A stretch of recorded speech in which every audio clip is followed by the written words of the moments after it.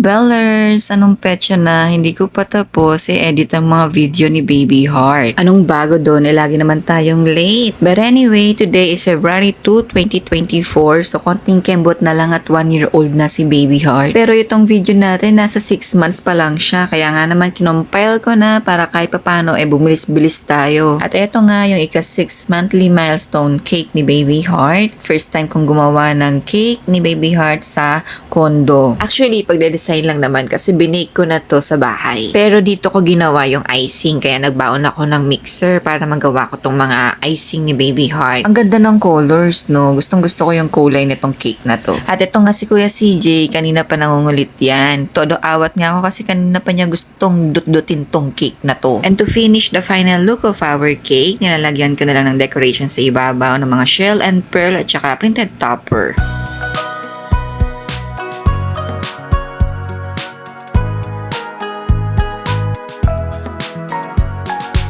And this is it. Ito na ang ating prinsesa. Siya ngayon si Moana.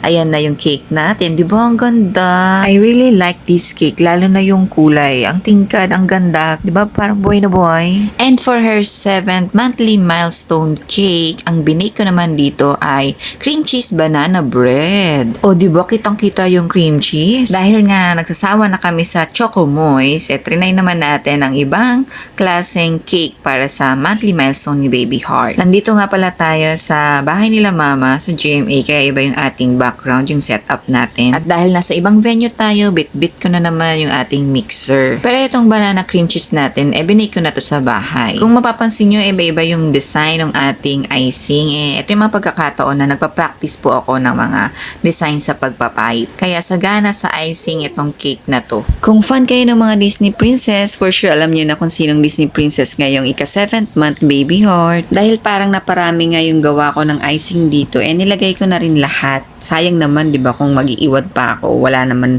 paggagamitan pa nito. At syempre, after nito, meron ako mga print na printed topper. Yun naman yung ilalagay natin sa ibabaw. So, kung itatanong nyo kung saan ako kumukuha ng mga printed topper, sinesearch ko lang siya sa Pinterest. Marami doon iba-iba, tsaka ang gaganda rin. Ida-download ko lang, tapos i-edit ko sa ating Canva para personalize or customize yung ating printed topper. Then last time, meron pala akong nabili ng mga edible na flowers. So ayan, nilagay ko rin dyan. Since diba si Belle sa story niya, meron siyang rose. And we are almost done. Hindi na pala ako naglagay ng dredges dito. Ewan ko ba't di ako naglagay o baka wala akong nadala.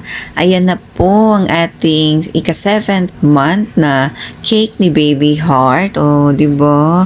Ang ganda. Masarap din yan. Ay, na-miss kong sabihin yun. Ang tagal ko na rin kasi diba hindi nakapag-edit. Yun lang. Bye!